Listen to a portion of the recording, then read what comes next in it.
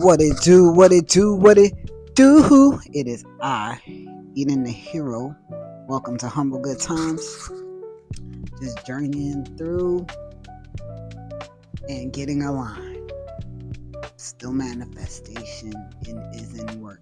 Actually, manifestation never stops. Like, we all manifest. I think I talked about this on another episode. Like, we unknowingly manifest things because of our thoughts and everything and how we feel. And so a lot of things reoccur when you're not aware that you're manifesting these things. You think it's happening to you when really it's what's being reflected back to you, or how you feel. So it's funny because, like, to say that and to realize, like, breaking my wrist and shit. I think back when that happened, I felt like I wasn't making enough. I wasn't doing enough. I definitely was still in my 5-year hiatus of dating. Was closed off, and that really closed me off. Like, even with friendships where I was just not able to really do much. I was healing. I was in a dark place. I'm not going to say darker, but I was in a dark place. And I didn't know. There was so much uncertainty when that happened. Like, thinking about it, just how far I come from that time, which was a year ago, to now. Well, over a year ago. But still, within a year ago, I was jobless. Prior to that, when I did break my wrist, I still had a job at least. I just knew at that time I was just so disgusted with the people I worked with and how they treated each other, and how much I didn't want to be there at times because of just how disrespectful they were. They were toxic. They were bullies. And so it literally took me out of that place of just toxicity. And yet I was just like, well, this is a job. I still need a job, so I'm gonna do what I gotta do to keep my job. But I remember having thoughts of losing my job when I was there, but I didn't think I was gonna get, like, fired in the sense of behavioral wise. I would thought it was gonna be something else. But the funny thing is, I got terminated because I couldn't do the job duties, which was fine. Understood that they had to do what they had to do to move on. And I took that as, like, that was just not for me. I wasn't at the time, I wasn't thinking like this, but knowing now, like, just looking back, me and that place were not aligned. Like, the way that they brought me in was with, like, basically telling me what the job is, but not questioning my skill level, my comfort level with tools and all that other stuff. They probably would have overlooked me had I spoken my piece on using power tools and all that shit and crating and stuff, because that skill in itself, like, it's an expensive skill where people get paid really good money to put things in crates and to, like, take things apart. Like, it was a lot of responsibility put on one person, and for them to keep any one person in that position long term, they are crazy. And I just knew it was not a good match for me overall. I did it because it was decent, but it was too much. I mean, even in the first, like, 6 months, I think I fractured my finger or some shit. Crazy. But anywho, so let's talk about this past week.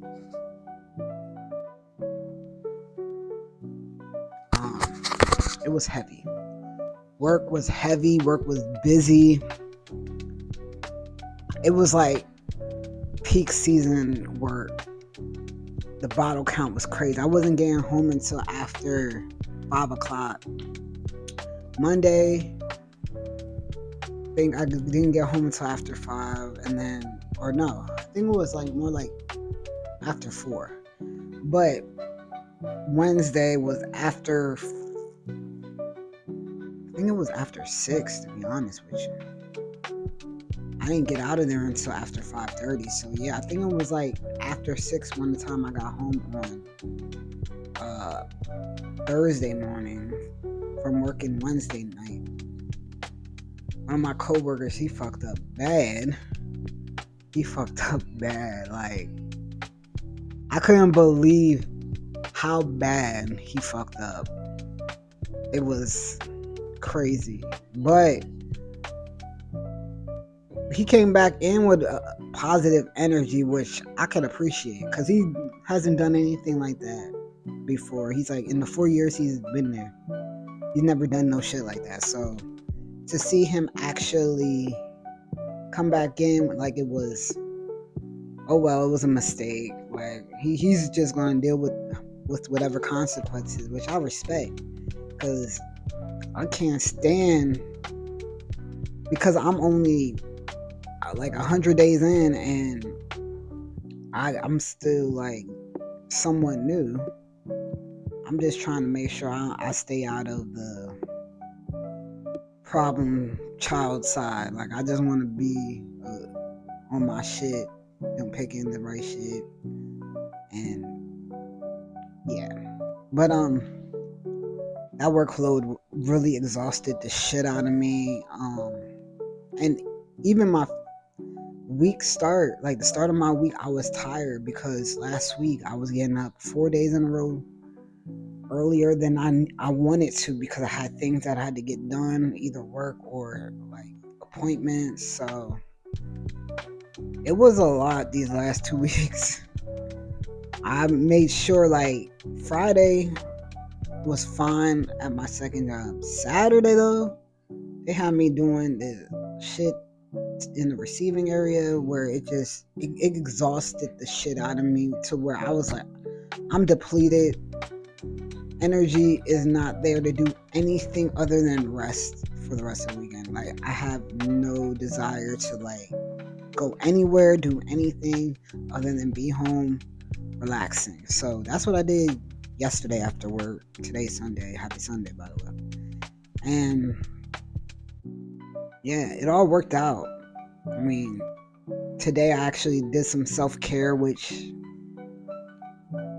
as you can see, I cut my hair. I had to. It was looking kind of crazy, and then I just needed a pick me up, because when you look good, you feel good. That's one of my favorite things. It's like one of my favorite sayings: when you look good, you feel good, and that's real shit for me. I know, like, if I'm not feeling myself, it's because I'm in need of some self-care and to cut my hair or shave my beard. A quick shaving, it takes you far, like, straight up. But yeah, self-care has been great between yesterday and today. Like, it started yesterday, and just to kind of like not go off topic, but it's within the topic of self-care, I was been looking at some of the tarot readings for my sign for the end of this month and for April, and it was heavy on the self-nurturing and self-care type stuff, and that's what I felt like I needed yesterday. So Friday at night, I ended up making a really good meal for myself, because I just really wanted some baked mac and cheese for myself. So I ended up making baked mac and cheese, air fried chicken, and I had a Caesar salad. It was so good. And then yesterday, after I got off of work, I was just like, all I want to do is shower. Pancakes will make me feel good all the time. I've been using these peanut butter Reese's chips, like a chocolate chip, but they're peanut butter chips. And they've been just so good. Like, the creaminess from a peanut butter chip is unmatched to like a chocolate chip cookie. I like me a chocolate chip cookie, but them Reese's chips are just like candy. It's like the candy without the coating. So I made that yesterday with some eggs, and yeah, it was late in the day, because I usually eat late in the day anyway when I'm waking up from working overnight. And I just felt so good after that. I'm like, I feel good. I laid up, put on some TV, found things to watch that make me laugh, because that that is part of my like umbrella of joy, is to laugh. Laughing is part of my love language. Make me laugh and I'll make you laugh, and we'll have just this great laugh fest. But speaking of my connection, we have officially claimed we are dating. Now, we're not exclusive to each other. And when I say exclusive, that doesn't mean exclusively we would only date each other. She is poly as well, so we are not exclusive in that way. But exclusive for me means we are exclusively claiming and committed to each other. But we are dating, and that's good, because I've been saying that to other people, but it's been nice just having someone so healthy and so aligned with my life and lifestyle and things I like, and just the laid backness, the low keyness, the individuality. Like, I love that we have that in common, and so it's been going excellent, and just like the connection is connecting. And we've just been able to laugh at a lot of things. Like, that has been feeling so good about this connection. It's just the laughter that comes from it. I'm a very silly person, and I just like to have fun, and I like to play. And I like to play in the sense of like having like fun type playing. Like, it doesn't have to be toys, but something creative, like maybe creatively, or just talking about shit. It's just fun to have someone like so cool and so open-minded and so chill, but can be high energy as well. So yeah, that's pretty much the status of that right now. We're going to be seeing each other in 2 weeks, and can't wait. I really can't wait. She's been great and really dope.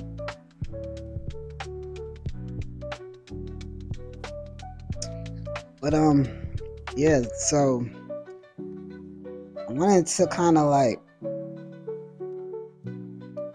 take the last part of this episode to talk about a dream I had.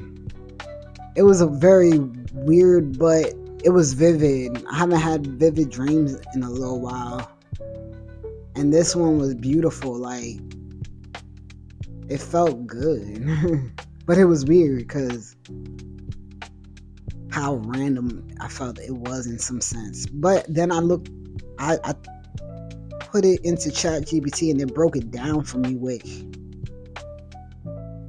it was awesome. So firstly, the dream was what I can remember. I think I was at a mall, and I was just kind of like laying there waiting for somebody or something, and I had my eyes closed, and someone walks up to me and kisses me, and it was a woman. She was light skinned with braids, bandana over, like it was either a bandana or a scarf or some sort. But she kissed me, and I opened my eyes, and I'm like, I look at her, and she's smiling at me. And I'm just like, damn, she's beautiful. And then I go to kiss her again. I'm just in awe. And then for some reason, like, urgency kicks in, and I jump up, and I'm like, I gotta go. I gotta get up. So I just get up, take off running. I look back, and then I look forward and keep running, and then that was the end of my dream. So when I looked it up in ChatGPT, it was saying how like this is a big transitional type of threshold dream that is significant in the sense of like because I didn't know where I was going, there is uncertainty, but the awareness of it is that I had to go. I had to make a move. I had to activate or take actions for some whatever reason. And then the kiss itself wasn't really a gesture at the romance in my life. It was more about the self-acceptance, the self-love, how I feel about me. And the looking back was basically a reflecting of something, but it not holding me back, it not having me go back after I look back. I'm not holding on to nothing. I was just looking back to reflect. What else did it say? And because like it said that the urgency is there because it's like an awakening of some sort. There's an awakening of me having to take action to be somewhere, wherever that may be. I don't know at the time, but it's all happening internally, where it's like there's a big self-awareness happening, and a big shift that's happening. And that's what the tarot's been saying about this time of whatever the reading was for this time, end of March and April. And I'm like, damn, I've been wondering how would my alignment confirm that I'm aligned, or how would the universe confirm I'm aligned, or show up that I'm in the right alignment. And this dream helped to confirm all of that. Like everything that I've been doing, I wake up, I might lay in bed for a little bit on my phone, just kind of scrolling, but avoiding like toxic shit that is going to just kind of rage bait me. Anything that's going on with the presidency, I really don't know. I tapped out of that because it's been so hard to watch and be consumed by. And then I've been listening to the frequencies. So once I get out of bed, I clean up, I make my coffee, and I sit on my sofa and I put on the frequencies and just let that play. Do some breathing exercises, do some affirming exercises, and saying it until I feel it and believe it. And just I'll start texting with my connection, and all of that going on. And then I'll have my coffee, and I'm just sitting there with my coffee, just enjoying my coffee, and maybe like some toast or English muffin or something, and just it fulfills my day of just having that moment to myself and just being able to take these deep breaths. It feels so good to me. And so like doing that, I've been doing this for, it has to be well over a month now, and listening to certain teachings about manifestation from Abraham Hicks, Esther Hicks, and that's been helpful in understanding how it all plays a part, like everything plays a part, how to actually work on manifesting, and how she really just uses like every part of someone's, whatever they say to her, she can turn it into something with a positive outlook on it, and how to use that and direct that energy. So I'm just like, this is so empowering, because like now that I officially left the church, I was wondering how that was going to make me feel. I feel like I had a day of grieving it, and I feel like this dream really helped with the shift in that, and just helping me feel comfort in my decision, because that was part of my alignment. I feel like I had to do that, make that step out of the church into my alignment, where there's no contradicting of my beliefs. I felt like there was just me contradicting a lot of what I believe and what I don't believe. And I was just like, I can't be somewhere I don't want to be and do it half-ass and just be there. I've got to feel like it's somewhere I need to be instead of me just being there just to be there.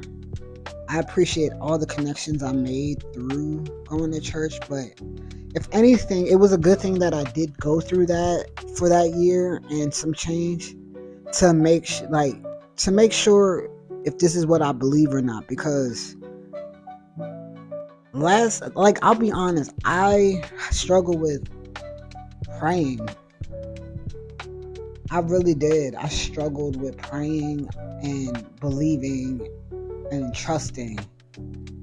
I feel like having to put that energy and trust into something outside myself made it really hard for me to let go of and to know if it's all gonna happen. So I mean, if I'm being honest, like the whole structure of corporate worship and religion, it all just didn't align with my own beliefs about how things, or at least what I've learned to believe while attending there. So like, if Jesus is real and Jesus was someone that taught everyone to love and to serve and to help each other, that church ain't doing that. I don't feel like it is. Not outwardly, at least. It's not doing that for its members. I haven't heard anything about anyone getting help, like real help.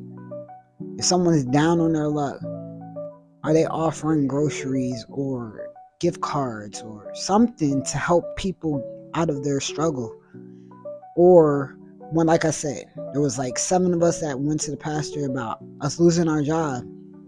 No offer to actually help or to say, hey, if you need some help, let me know, this, that, and the third. I remember sitting through like the orientation of them expressing like what their church is about and everything. I think someone asked about, does the church help others, whatever. And the pastor said, well, I actually personally help people out of my own pocket. And I'm like, I reflect back on after hearing that, and I'm just like, why wouldn't you just take it from the church? Why wouldn't y'all just set up like something that's for people that are in emergencies, financial emergencies, that need the help? And it's like, as someone that's been going through their own financial journey of going from one extreme to the other financially, it's like the last thing I would ever do is not help someone if I was in a better position. But I value my time over money. So if I can help you with my time, cool. If I can help you with the money that I do have, cool. Which I've done for friends, I've done for family. But with the church, when I'm tithing to you, you're asking for donations for other stuff that you guys are doing as a church. Why is that those funds not being allocated for things like that? Why wouldn't you just use the money that you're getting every fucking week? Like, that's the shit that just blew my mind as someone that attended the church and seeing now that they're going through a renovation. It's like, what do you need to renovate, bro? You're so worried about the outside of the church when you could just bring more people. Just worry about getting these seats filled. Renovating a church just because you're displeased with the way it looks on the outside on one side of the building, it doesn't make sense to me. So I really just struggled with that, and I think they should be doing more for the community instead of pocketing and trying to do stuff overseas. But yeah, my alignment journey has that's like really important to me right now. My joy is important to me.